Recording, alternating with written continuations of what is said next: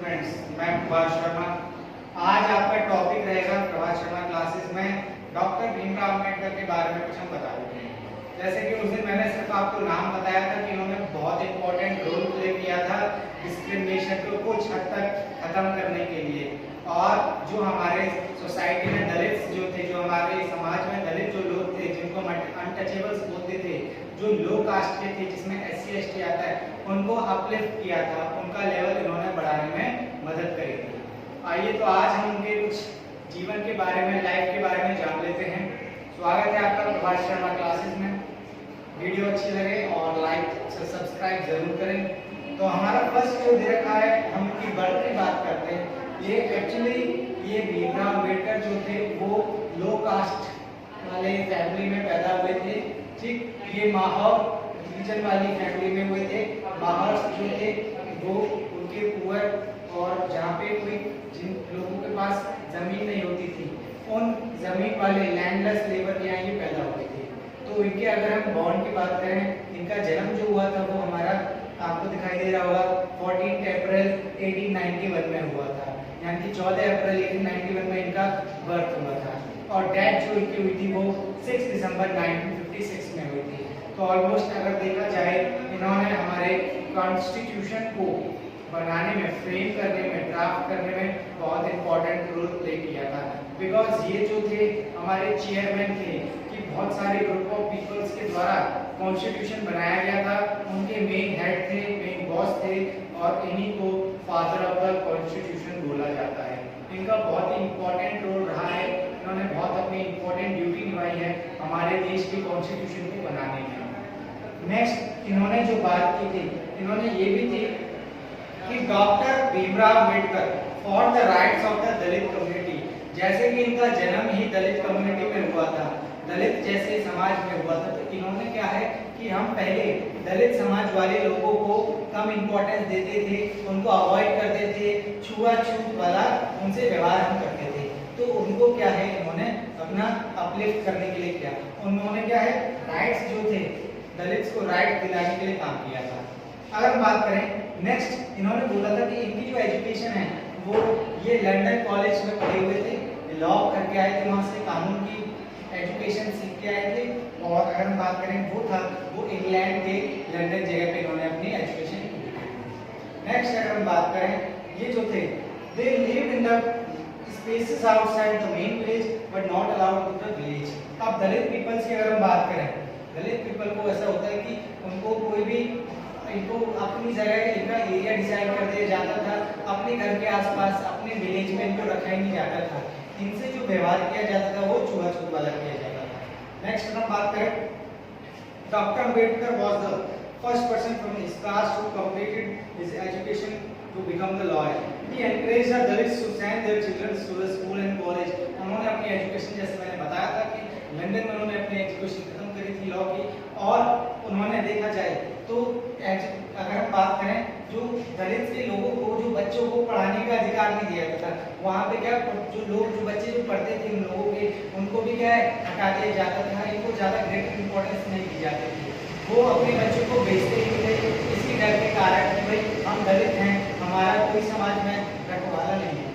Next अगर हम बात करें, इन्होंने ये भी फाइट की थी कि भाई the force the Indian government to have the equal rights in the jobs and to get. अब अगर हम बात करें कि इन्होंने एक फाइट की थी, जो दलित का जो लेवल था, उन्हें उनके साथ भेदभाव किया जाता था, तो उन लोगों को जॉब्स में भी नहीं इनको ट्रीट किया जाता था, उनको जगह नहीं दी जाती थी। तो वो जगह दिलवाने के लिए उस पर लड़ाई हमारे भीमराव अम्बेडकर ने करी थी। Because these are the part of our society. Dalit भी हमारे सोसाइटी का ही पार्ट थे। जैसे अगर हम बोले SC ST, schedule caste and schedule tribes, ये हमारे दलित में आते थे, जिनको अनटचेबल की तरह ट्रीट किया जाता था। इनको क्या है, कभी भी जॉब नहीं दी जाती थी, जॉब से बिल्कुल वंचित रखा जाता था। इनके लिए कोई काम ही नहीं था, ये समझ लो समाज में। इनको अलग, जैसे अगर हम बात करें दूध में से मक्खी निकाल दी जाती है, बिल्कुल उसी के समान ही इनको ट्रीट किया जाता था, बिल्कुल वैसा ही व्यवहार इनके साथ किया जाता था। नेक्स्ट अगर हम बात करें later in his life, He led many efforts to gain. इन्होंने क्या किया कि पहले जब मंदिर में पूजा करने जाते थे तो एंट्री नहीं की जाती थी दलित के लोगों को, उनको बाहर से ही रवाना कर दिया जाता था, उनको मंदिर में भी प्रवेश करने का, एंट्री करने के लिए बिल्कुल अलाउड नहीं था। तो उन्होंने इसके लिए भी इन्होंने लड़ाई की थी कि भाई दलित भी एक हमारे समाज का लोग हैं, उनको भी एंट्री मिलनी चाहिए, वो भी भगवान के द्वारा बनाए हुए लोग हैं, तो क्यों ना वो भी अपनी पूजा आस्था जरूर करें। तो दलित लोगों को भी उन्होंने अलाउड किया था कि भाई टेम्पल्स में ये भी हमारे मिलकर पूजा करेंगे, अपना प्रॉपर रोल देंगे, योगदान देंगे टेम्पल्स में। नेक्स्ट अगर हम बात करें, doctor Ambedkar believe that Dalit must fight due the caste system and work towards society based on respect and not just for few but all the person. अगर हम बात करें दलित जो थे वो कुछ ही पीपल्स थे सोसाइटी के। फॉर एग्जांपल अगर हम माने अगर 100% पीपल्स हैं तो उसमें करीब 30% जो थे वो दलित थे, तो उनके लिए इन्होंने लड़ाई की, उनके अपलिफ्ट किया था उनका लेवल, यानी जो हमारे दलित को तो वो कम ट्रीट किया जाता था, इंपॉर्टेंस कम दी जाती थी, तो उनका लेवल बढ़ाने के लिए उनको अपलिफ्ट किया, उनके अधिकार देने के लिए अपलिफ्ट किए। नेक्स्ट अगर हम बात करें, imagine how it is difficult it would be people would not move easily from one place to another place, how insulting and hurtful it is to have people move away। अब ये लोगों के लिए देखना भी जरूरी था कि भाई अगर हम दलित के सामने उनको लोगों को नीचा दिखाते थे, उनकी बेइज्जती करते थे, गलत ट्रीटमेंट किया करते थे, नेगेटिव सोच हमेशा उनके सामने व्यवहार शो करते थे, तो वो हमने दलित लोगों के साथ बुरा व्यवहार किया जाता था, उसकी वो उनकी इमोशंस को हर्ट करता था। तो डॉक्टर भीमराव अंबेडकर ने भी उनको जगह दिलाने में पूरी कोशिश करी और उनके साथ सही बर्ताव करने की भी उन्होंने लड़ाई लड़ी। नेक्स्ट अगर हम बात करें, this small incident shows that simple task of going from one place to another place in a car is not available to the children even though they could pay the money. अगर हम बात करें कि उन्हें अगर हम roller cart की बात करें, रोटी की बात करें, तो जैसे हम एजुकेशन की अगर बात करें, चिल्ड्रंस जो एजुकेशन के लिए जाते थे उनको क्या है कोई पैसे नहीं दिया करते थे, मगर दलित वाले जो लोग थे उन्हें पैसे देते थे, वो उनको क्या है लोग वसूल करते थे। Next so clearly at the story shows, अगर हम स्टोरी की बात करें स्ट्राइविंग ऑन इक्वालिटी, अब लोगों ने इनके लिए लड़ाई करी भाई दलित को भी समान अधिकार यानी कि सेम इक्वल राइट्स मिलने चाहिए, उनका भी इक्वल ट्रीटमेंट दिया जाना चाहिए, इक्वल अपॉर्चुनिटी मिलनी चाहिए, opportunity in the case of उन्हें जॉब्स के लिए बराबर अवसर मिलने चाहिए। जैसे अगर हम बात करें जो ब्राह्मण जो हमारे हाई कास्ट के लोग थे उनको जॉब्स मिलती थी, अब क्या है इस टाइम पे उन्होंने लड़ाई लड़ी कि भाई समान दलित वाले लोगों को भी इक्वल जॉब्स के लिए राइट्स मिलने चाहिए, उनको भी एक वहाँ पे हिस्सा मिलना चाहिए। दूसरा, यूनिवर्सिटीज और कॉलेज में भी इन बच्चों को अलग रखा जाता था या इनके साथ इनको अवॉइड कर दिया जाता था, तो इनके लिए लड़ाई थी कि भाई बच्चों को समान अधिकार मिले, इक्वल एजुकेशन मिले कॉलेजेस और यूनिवर्सिटीज में। तो ये वाले भी अपॉर्चुनिटी जो क्रिएट करी थी वो हमारे डॉक्टर भीमराव अम्बेडकर जी ने क्रिएट करी थी। अगर हम बात करें दलित का सोसाइटी में रहन सहन, वो उनका लेवल जो बढ़ाया था वो हमारे भीमराव अम्बेडकर जी ने बढ़ाया था, उनमें बहुत इंपॉर्टेंट रोल प्ले किया था। Many Dalits organized, women demanded that they should have much a right to education as men did। अब जो लोग स्त्रियां जो थी पहले जो फीमेल्स लेडीज थी उन्होंने क्या किया कि अब भाई हम जो क्या सिर्फ आदमी ही एजुकेशन ले सकते हैं, क्या सिर्फ वही पढ़ाई पढ़ सकते हैं, क्या हमारे जो है वो जो हमारे जो लड़कियां हैं उनको एजुकेशन भी मिलनी चाहिए। तो वो इक्वल राइट के लिए लड़ाई जो करना है वो हमारे दलित के लिए वुमेन्स ने लड़ाई करी और जिसके लिए उनको फायदा भी मिला उनका एजुकेशन के लिए। Next, peasants and tribes themselves, हमारे फार्मर्स जो लैंडलेस लेबर थी, जो बदरू मजदूर थे जिनके पास लैंड नहीं हुआ करती थी, जो दूसरों की जमीन पर जाके काम करते थे, वो एक्चुअली इसी कास्ट में ही ज्यादातर लोग आते थे, उनको समान अधिकार, समान अवसर और पूरी इक्वल अपॉर्चुनिटीज देना सोसाइटी में, ये इसके लिए काम हमारे भीमराव अम्बेडकर ने किया था।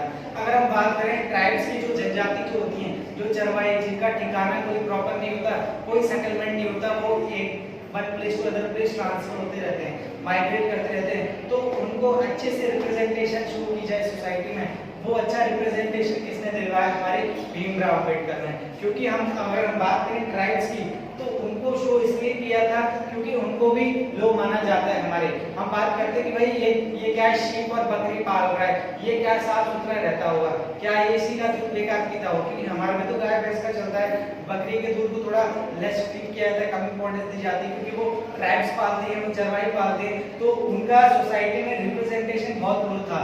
उस रिप्रेजेंटेशन को बढ़ाने के लिए हमारे डॉक्टर भीमराव अम्बेडकर जी ने लड़ाई लड़ी, यानी अगर हम बात करें तो प्रॉपर राइट्स जो दिए गए थे वो भीमराव अम्बेडकर जी को दिए। नेक्स्ट अगर हम बात करें, इन्होंने कोशिश ये भी करी थी कि कास्ट सिस्टम को कुछ हद तक कम किया जाए। कास्ट सिस्टम जो था हमारे बहुत भेदभाव किया जाता था लोगों के साथ, अगर हाई कास्ट का है तो उसके साथ ज्यादा इंपॉर्टेंस दी जाती थी, अगर लो कास्ट का पीपल है तो कम इंपॉर्टेंस दी जाती थी। When India became a nation 1947, अब देखो अगर हम कहानी बता दें अपनी इंडिपेंडेंस डे की, जब हमारा देश आजाद होने के लिए जा रहा था तो हमारे देश के कुछ नेताओं को ऐसा लगा कि भाई अब हमारे देश को चलाने के लिए, रेगुलेट करने के लिए, फंक्शन करने के लिए कुछ ऐसे सिस्टम की जरूरत है जो हमारी मदद करे। तो उस सिस्टम में क्या है, लोगों को कलेक्ट किया गया, एकत्र किया गया और उन लोगों के साथ मीटिंग करवाई, जिसमें हमारे भीमराव अम्बेडकर मेन लीडर थे, मेन बॉस थे। उन्होंने क्या किया कि भाई अब हमारे देश को चलाने के लिए कुछ ऐसे रूल्स एंड रेगुलेशंस बनने चाहिए, क्योंकि पुराने टाइम से हमारा अंग्रेजों का रूल्स एंड रेगुलेशन चल रहा था, उनके रूल्स चल रहे थे जिनके बेसिस पे हमारा देश काम कर रहा था, फॉलो कर रहा था। अब जब हमारा देश आजाद हुआ तो उस टाइम पे हमें एक फीलिंग आई कि हमारा भी देश क्या है, रूल्स एंड रेगुलेशंस पे चलने के लिए हमारे अपने रूल्स होने चाहिए, हमें किसी के उस पे नहीं चलना। तो हमने अपना एक अलग कॉन्स्टिट्यूशन बनाने की स्टार्टिंग करी। ऐसे जो हमारा कॉन्स्टिट्यूशन है वो हमारा जो एडॉप्ट जो किया गया था, जो हमारा कंप्लीट हुआ था, वो नवंबर 1949 में बनकर तैयार हुआ था, जिसमें कुछ लोगों की कमेटीज बनाई गई थी। बहुत सारे लोगों उसने क्या है, हमारा जो ट्रैवल किया था अलग अलग देशों में, वहां से जो भी उनको पसंद आई वो सारी चीजें, वो सारे रूल्स उन्होंने हमारे कॉन्स्टिट्यूशन में डाले। यानी कि ऑस्ट्रेलिया भी गए, वो इंग्लैंड भी गए, अमेरिका गए, रशिया गए, जापान गए, स्विट्जरलैंड गए, वहाँ से जो उन्हें चीज़ बढ़िया लगी, क्योंकि उन सभी वो बहुत ही माइंडेड पर्सन्स थे। हमारे पुराने टाइम के जो पॉलिटिकल लीडर्स थे वो बहुत माइंडेड थे, एजुकेटेड थे। उन्होंने वहाँ के लॉज को पढ़ा, उनको एनालाइज किया और उनके बारे में ऑब्जर्व किया, सोचा तो यहाँ का ये वाला कानून है, क्यों हम इस कानून को अपने देश के कानून में शामिल करें। तो वो सारी चीजें उन्हें जहाँ से जो भी चीज अच्छी लगने लगी वो उन्होंने इनकॉर्पोरेट करी हमारे किसके, इंडियन कॉन्स्टिट्यूशन में, और तब जाके हमारा नवंबर 1949 में हमारा कॉन्स्टिट्यूशन जाकर बनकर तैयार हुआ। अब सवाल ये उठा कि भाई कॉन्स्टिट्यूशन बन गया, अब इसको पब्लिक कब किया जाए, यानी कि पब्लिक के सामने कब ओपन किया जाए, जिससे कि पब्लिक को पता चल जाए कि हमारा देश भी क्या है, तैयार हो गया है कि कॉन्स्टिट्यूशन पे चलने के लिए। तो वो हमारा 26 जनवरी 1950 में तैयार हुआ। जो अगर हम बोले कि हमारा इस देश से, हमारा इस टाइम से कॉन्स्टिट्यूशन फॉलो करना स्टार्ट हो गया, पब्लिक के सामने वो छप गया अखबारों में, पब्लिक को एंट्री मिल गई उस कॉन्स्टिट्यूशन को पढ़ने। अगर हम नेक्स्ट बात करें, हमारे 26 जनवरी में यही बोलते हैं, हम कॉन्स्टिट्यूशन को हिंदी में संविधान बोलते हैं। ये संविधान लागू ही कब से हुआ था, 26 जनवरी 1950। नेक्स्ट अगर हम बात करें इसमें हमारे राइट्स को एक्चुअली हमारे देश की डेफिनेशन से जो चीज शामिल की गई है वो क्या है कि हमारा देश जो है एक ऐसा रिपब्लिकन कंट्री है। अब रिपब्लिकन का मतलब क्या हुआ कि उस देश को चलाने के लिए इलेक्टेड पर्सन ही आएगा, यानी कि जो हमारे समाज के द्वारा, जनता के द्वारा जो चुना गया जो पर्सन जाएगा, जो लोगों ने चुना है वोट देकर अपनी राय से, सर्वसम्मति से, तो पूरे प्रॉपर एग्रीमेंट से वो पर्सन चुना जाएगा, वो जाके हमारा देश को डील करेगा, वो हमारे देश को चलाएगा। तो रिपब्लिक कंट्री। फिर नेक्स्ट हमारा पार्ट आता है उसी डेफिनेशन में सेक्युलर। सेक्युलर का मतलब होता है कि our country is a secular country because वहाँ पे सभी धर्मों को बराबर ट्रीट किया जाता है, where all the religions are treated as equal and one, because each and every religion has equal importance in their अलग अलग, अगर हम बोले अलग अलग पर्सपेक्टिव में अलग अलग इंपॉर्टेंस है। वहाँ पे हमारे देश में कोई धर्म का कोई प्रचार नहीं किया जाता और ना ही किसी में भेदभाव किया जाता, बिकॉज हमारे देश में सभी धर्म इक्वल हैं, सभी धर्मों को बराबर इंपॉर्टेंस दी गई है। हिंदू, मुस्लिम, सिख, ईसाई आपस में सब भाई भाई। ये सारे नारे हमारे उसी टाइम से स्टार्ट हुए थे जब हमारे देश का सेक्युलर बन गया था। नेक्स्ट अगर हम बात करें जस्टिस, उसी हमारे देश की डेफिनेशन में जस्टिस आता है। Our country is of justice, हमारी कंट्री में जस्टिस यानी कि न्याय होता है। अगर कोई चीज गलत होती है तो उसको अगर पनिशमेंट देनी है तो वो हमारी जुडिशरी उसके लिए रिस्पॉन्सिबल होती है। बिकॉज कॉन्स्टिट्यूशन के जो पिलर की अगर बात करें तो हमारी जुडिशरी आती है जिसमें वो न्याय डिसाइड करती है। हमारे कोर्ट्स बने हुए हैं, सुप्रीम कोर्ट्स बने हुए हैं, हाई कोर्ट्स एंड हमारे डिस्ट्रिक्ट कोर्ट्स बने हुए हैं। वो सारे रिस्पॉन्सिबल लोग होते हैं हमारे। उसको कोई भी अगर कोई चीज काम गलत किया गया उसको पनिशमेंट देना और कोई काम अच्छा किया गया है तो उसको पुरस्कार देना, ये सारी चीजें हमारे क्या है कोर्ट्स डिसाइड करते हैं, इनके जजमेंट्स डिसाइड करते हैं। नेक्स्ट हमारे देश के उसमें फेडरलिज्म भी आता है। फेडरलिज्म का मतलब क्या है कि वहाँ पे सारी पावर्स डिवाइडेड हैं। जो अगर हमारा देश जो है वो डिसेंट्रलाइज्ड है, वहाँ पे पावर्स इसलिए डिवाइडेड है क्योंकि हमारे देश को अलग अलग लेवल्स में हमारी गवर्नमेंट बनी हुई है। अगर हम बात करें सबसे पहले गवर्नमेंट तो हमारी इंडियन गवर्नमेंट या सेंट्रल गवर्नमेंट जिसमें होते हैं, बिकॉज वो पूरे देश को मिला के हमारी गवर्नमेंट चला रही है। नेक्स्ट उसके बाद हमारी स्टेट गवर्नमेंट है और उसके बाद हमारी लोकल गवर्नमेंट। स्टेट्स में उनकी गवर्नमेंट को स्टेट गवर्नमेंट बोला जाता है और लोकल गवर्नमेंट का मतलब जी डिस्ट्रिक्ट हमारा जो है वो दो एरियाज में डिवाइडेड है। एक्चुअली हमारा जो एरिया आता है वो एक रूरल होता है।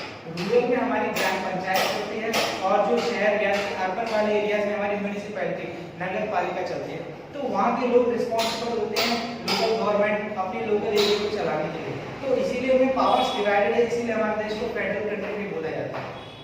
नेक्स्ट अगर हम बात करें फ्रेटर्निटी, हमारे यहाँ पे सभी लोग भाईचारे की भावना से रहते हैं। किसी को भी लोग में ज्यादा भेदभाव नहीं किया जाता। अगर जिसको जरूरत पड़ती है वो इंसान के काम आता है। तो हमारा देश क्या है भाईचारे ब्रदरहुड की भावना को प्रमोट करता है। वहाँ के लोगों में फीलिंग डेवलप हो ब्रदरहुड, क्योंकि वहाँ की क्या है अगर हमारे ब्रदरहुड की फीलिंग खत्म हो गई तो कास्ट सिस्टम ऑटोमेटिकली खत्म हो जाएगा। और यहाँ पे हमारा जो काम किया था वो डॉक्टर भीमराव अम्बेडकर ने यही काम किया था कि कास्ट सिस्टम को कुछ हद तक कम किया जाए। नेक्स्ट बात बताइए डिस्क्रिमिनेशन, भेदभाव। ये डिस्क्रिमिनेशन हम मुस्लिम पीपल जो माइनॉरिटी में जो पीपल्स होते हैं उनके साथ भेदभाव करते हैं। जो हमारे कम परसेंटेज सोसाइटी में प्रेजेंट होते हैं उनके साथ हम भेदभाव करते हैं। तो उस भेदभाव को खत्म करने वाले इंसान हमारे डॉक्टर भीमराव अम्बेडकर। नेक्स्ट बात बताइए कि हमारे जो राइट्स थे हमारे कॉन्स्टिट्यूशन में ये बोला गया है कि हमारा जो देश है वो डाइवर्सिटी से मिलकर बना हुआ है। बिकॉज हमारे अलग अलग कल्चर्स हैं, अलग अलग फूड है, अलग अलग रिलीजन्स हैं, अलग अलग लैंग्वेजेस हैं, वहाँ की वेशभूषा अलग है। जब हम one place to other place travel करते हैं, सपोज हम यूपी में रह रहे हैं, हम राजस्थान में ट्रैवल करें तो वहाँ के लोग हमारा स्वागत करेंगे राजस्थानी गीत में, जो कि वहाँ का खुद का म्यूजिक होगा अलग, वहाँ के डांस वगैरह होते हैं उनको स्वागत करते हैं। वो अपने खुद के उसको क्या दिखाते हैं कि हमारे राज्य की हमारी संस्कृति है, ये हमारा कल्चर है, ये हमारे ट्रेडिशन है। तो यही सारे अलग अलग कल्चर जो हमको अलग करते हैं, हमारे क्लोथ, रिलीजन्स, हमारी लैंग्वेजेस, वही हमारा क्या है डाइवर्सिटी बोला जाता है। नेक्स्ट अगर हम बात करें ये भी बात बताइए कि हमारे कॉन्स्टिट्यूशन को एनरिच करने के लिए बढ़ाने के लिए लोगों में क्या है इक्वालिटी का भी वर्ड जोड़ा गया कि लोगों को इक्वलिटी ट्रीट किया जाए in terms of their job opportunity, education, health treatment also, यानी कि हमारे में इक्वल अपॉर्चुनिटी दी जाए कि सभी लोगों को बराबर समझा जाएगा, कोई बड़ा नहीं है और यहाँ पे सबको इक्वल इंपॉर्टेंस दी जाती है। जहाँ पे अगर हम बात करें जॉब में पहले अलग कर दिया जाता कि भाई SC ST को कोई जॉब नहीं मिलेगी, वहाँ पे लोगों में क्या है इक्वल इंपॉर्टेंस लाई, बराबर हमको इक्वली ट्रीट किया जाए। तो वो सारी चीज हमारी इक्वालिटी का वर्ड जोड़ने के लिए हमारे डॉक्टर भीमराव अम्बेडकर जी ने काम किया। Okay, thank you.